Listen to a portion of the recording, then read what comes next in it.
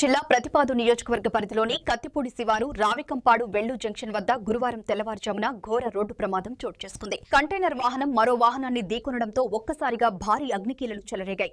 ప్రమాద సమాచారం అందుకున్న వెంటనే హైవే రెస్క్యూ సిబ్బంది, అగ్నిమాపక దళాలు, అంబులెన్స్లు సంఘటన స్థలానికి చేరుకుని మంటలను అదుపు చేసేందుకు తీవ్రంగా శ్రమించాయి. అయితే అప్పటికే కంటైనర్ డ్రైవర్ వాహనంలో చిక్కుకుని అగ్నికీలలకు సజీవ దహనమైనట్లు తెలుస్తోంది. ఘటన స్థలాన్ని పరిశీలించిన ప్రతిపాడు సీఐ బి సూర్య అప్పారావు ప్రమాదానికి సంబంధించిన వివరాలను వెల్లడించారు.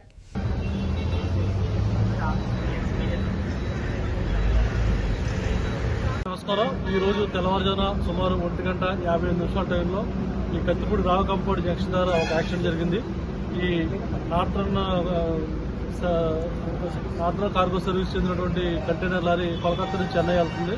ఈ లారీ కోల్కతా ట్రాక్ లో వస్తుండగా సంజయ్ ఆక్వా వెరైటీకి చెందినటువంటి లారీ దేవవరం నుంచి రొయ్యల మేత లోడుతో భీమవరం నుంచి మూలపేట వస్తూ ఈ హైవే దగ్గర క్రాస్ చేసే క్రమంలో ఈ కంటైనర్ లారీ సంజయ్ ఆక్వా లారీని ఢీకొట్టడంతో ఒకసారిగా లారీలో మంటలు చల్లని. ఈ మంటల్లో ఈ నార్థర్న్ కార్గో సర్వీస్ చెందినటువంటి లారీ డ్రైవర్ క్యాబిన్ లోపలే మంటల్లో చిక్కుని సజీవ దహనం అయ్యాడు.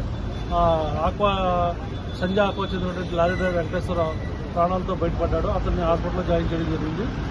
ఈ కేసుని మానవ దర్యాప్తు చేస్తాం.